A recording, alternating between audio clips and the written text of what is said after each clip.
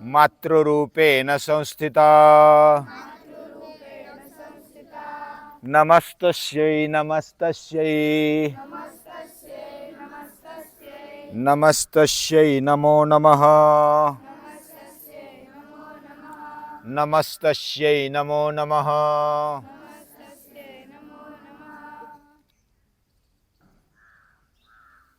स्त्री का मातृ रूप, ये रूप सबसे बढ़कर है,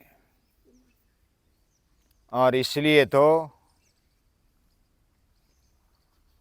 हम सभी मानव मात्र यह भगवान को माता के समान मानते हैं।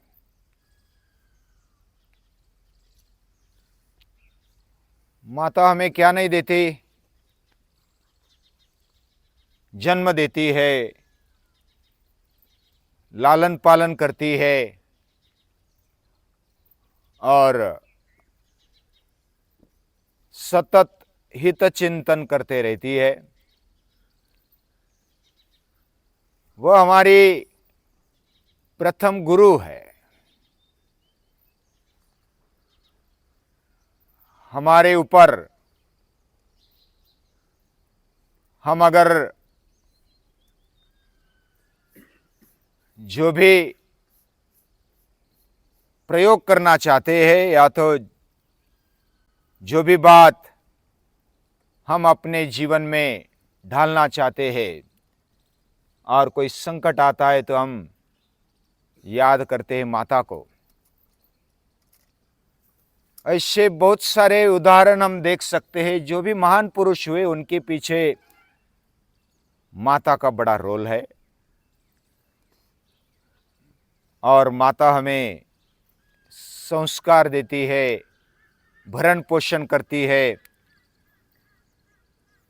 ऐसी लिस्ट बनाएंगे तो बहुत सारी लिस्ट होगी, लेकिन वो कार्य करती है, इसलिए उनका आदर करना चाहिए, ऐसी बात नहीं है। वो माता है, हम उसके पुत्र हैं। वह कुछ कार्य करने के लिए समझो कि सक्षम नहीं है, या तो वृद्ध बन गई है, तो क्या हम उसको नमस्कार नहीं करेंगे? यानी वो जो भी स्थिति में होगी, वह हमारी माता है, मेरी माता है, तो मेरे लिए वो पूजनीय है, वंदनीय है। और नवरात्रि में जब हम शक्ति को याद करते हैं, तो वो माता रूप में याद करते हैं। माता रूप ये हमारे लिए सबसे नजदीक वाला, समझने वाला रूप है, प्यार करने वाला रूप है। उसमें भाव है, प्रेम है, श्रद्धा है, भक्ति है, शक्ति है, आनंद है, प्रसन्नता है।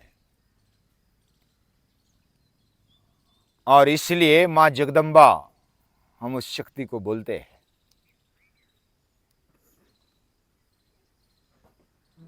अलग अलग तरीके से उसके रूप को हम देखते हैं। काली का रूप, महाकाली, महालक्ष्मी, महासरस्वती, ये तीन रूप मुख्य रूप में पूजे जाते हैं। यानी हमारा जीवन यह शक्ति से भरपूर हो, संपत्ति से भरपूर हो, और विद्या से, सरस्वती से भरपूर हो।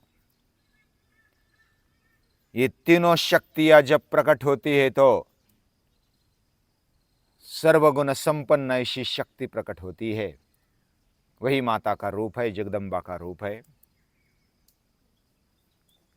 और महापुरुष ऐसे रूप में जन्म लेते हैं। ज्ञानेश्वर माउली,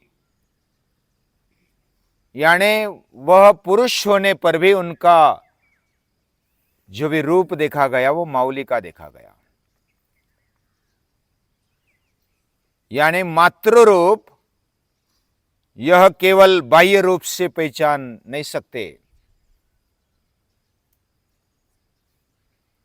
हम सूर्य को भी अगर देखते हैं तो वह माता पितृभ्याम नमः ऐसा मंत्र बोल के नमस्कार भी करते हैं। वो माता रूप भी है और पिता रूप भी है। पिता रूप में वो तेज, कर्तव्य निष्ठ और तत्पर रहता है। माता रूप में वह ऊब देता है, उष्मा देता है और सतत ऊर्जा देते हुए हमारा जीवन प्यार से, भावनाओं से भर देता है। ये बात सूर्य के प्रति जब हम कृतज्ञता व्यक्त करते हैं तो ये भाव हमारे मन में आते हैं। मैं जब पढ़ा, यानी परम पूजनीय दादाजी की संस्था में मैं पढ़ा 7 साल, 7.5 साल लगभग। और शुरुआत में जब हमारी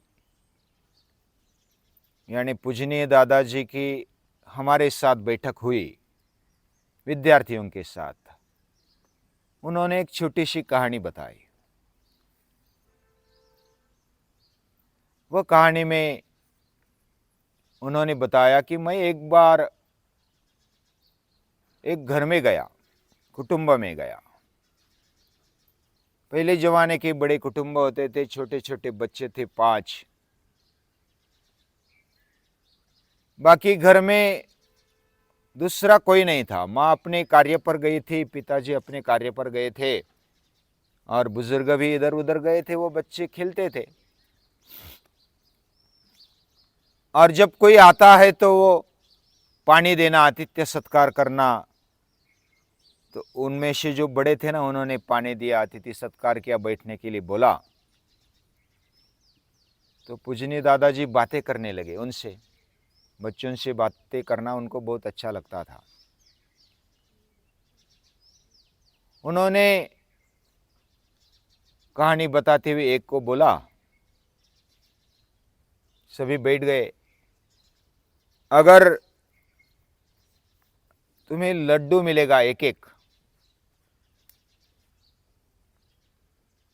तो एक से पूछा, पहले से पूछा, क्या तुम मुझे दोगे? तुम्हें अगर लड्डू मिल गया खाने के लिए तो क्या मुझे दोगे? तो पहला बोला, नहीं नहीं, मुझे तो अभी भूख लगी है, मुझे मिलेगा तो मैं तुरंत खा जाऊंगा। तो दूसरे को पूछा, क्या तू मुझे लड्डू देगा? वो बोला कि मुझे भी थोड़ी भूख है, लेकिन आधा दे दूंगा। आप इतने प्यार से बोलते हैं तो आधा मैं दे दूंगा। तीसरे से पूछा कि क्या तू मुझे लड्डू दे देगा? वो बोला कि अगर गंदा है, कुछ दुर्गंध आ रही है तो मैं दे दूंगा, अच्छा है तो मैं खा लूंगा। तो चौथे से पूछा, क्या तुम मुझे लड्डू दोगे? वो बोला कि मैं पूछूंगा माँ से, पिता से, फिर दे दूंगा। पांचवे को पूछा तो पांचवा बोला कि मैं दे दूंगा, आपने जैसे भी इच्छा की मैं दे दूंगा। फिर उससे पूछने के बाद पूजनीय दादाजी ने उससे पूछा, क्या तुम क्यों दोगे लड्डू? तुझे खाना नहीं है क्या? मुझे तो खाना है, भूख भी लगी है, लेकिन जब कोई अतिथि आता है तो देना चाहिए, ऐसी मेरे माँ ने बताया है। और उसके पास तो बहुत ऐसी बरनी भरी है, बरनी मालूम है ना, वो डब्बा भरा है और उसमें पूरा भरा है लड्डू का। मैं एक दे दूंगा तो वो 2 दे देगी, मुझे विश्वास है कि वो मुझे जरूर देगी। तो फिर सभी से पूछा पूजनीय दादाजी ने, क्या तुम कौन से नंबर का लड़का बनना चाहोगे? तो क्या उत्तर दिया होगा? क्या उत्तर दिया बच्चों ने? 5वां। हाँ सही है, तुझे क्या लगता है कौन सा? पांचवा। तो बच्चों ने सही उत्तर दिया, हम पांचवा बनेंगे। और पूजनीय दादाजी ने फिर बताया कि जिसका मां पर विश्वास है, जिसकी मां पर श्रद्धा है, उसको पता है कि मेरी मां बहुत बड़े हृदय वाली है, उसके पास डब्बा भरा पड़ा है, खा खा के मैं कितने खाऊंगा, एक खाऊंगा, दो खाऊंगा, वो तो चाहे उतना मुझे दे देगी, जितनी भूख है उतनी दे देगी, तो मुझे देना चाहिए। और देने की जो वृत्ति है वह माता हमें सिखाती है। वही बड़ी माता है, वही अच्छी माता है जो देना सिखाती है। हमारा जीवन जैसा हम देते वैसा पाते हैं, जैसा हम बोएंगे वैसा उगेगा, ऐसी ये सृष्टि है। हम एक दाना बोते हैं तो धरनी माता कितना देती है? सैकड़ों देती है, हजारों देती है। एक दाना अगर जमीन में डालेंगे तो डालकर देखो। हाँ, खेती करना बहुत बड़ी बात है। खेती से हमें बहुत सीखने को मिलता है। कृषि हमारी पहली संस्कृति है और ये धरनी माता है। धरनी माता ये भूमि पाठशाला है, ये सृष्टि पाठशाला है और हमारे जीवन के पाठ पक्का करने की ये शाला है। धरनी माता को एक देंगे तो वो सैकड़ों देती है, हजारों देती है। वह कभी मना नहीं करती और वो बहुत ही कम दिनों में कई गुना दे देती है। हम जो देंगे वो हमें मिलता है। जिस भावना से देंगे उस भावना से मिलता है। ये यथा माम प्रपद्यन्ते तांस तथैव भजाम्यहम्। जो जिस भाव से मुझे भजता है वही भाव से मैं उसका भी भजन करता हूं, उसकी भी भक्ति करता हूं। ये भगवान बोलते हैं।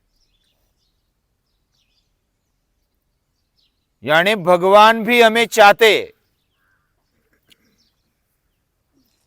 हम कोई आधार लेना चाहते जीवन में। अगर आधार लेना है तो भगवान का ले लो। और वो मातृरूप आधार बहुत ही नजदीक का आधार होता है। माता हमें जन्म देती है, केवल जन्म ही नहीं देती, हमारा भरण पोषण करती है, हमारा ख्याल करती है, छोटे से बड़ा करती है। बाह्य शारीरिक दृष्टि से भी वो भरण पोषण देती है तथा अंतःकरण को भी समृद्ध बना देती है, मन बुद्धि को भी समृद्ध बना देती है। वह सच्ची माता है। और ये मातृरूप, यह नवरात्रि में हम देखते हैं, उस शक्ति को मातृरूप में देखते हैं। और माता हर बार, बहुत बार हम माता का स्मरण करते हैं और माता के हृदय को हम पहचान सके, इस जगदम्बा को हम समझ सके। ऐसी बुद्धि, ऐसी शक्ति, ऐसी समझ हमें मिले, ऐसी प्रार्थना करते हुए हम भगवान को, जगदम्बा को, मातृरूप को नमन करते हैं, प्रणाम करते हैं।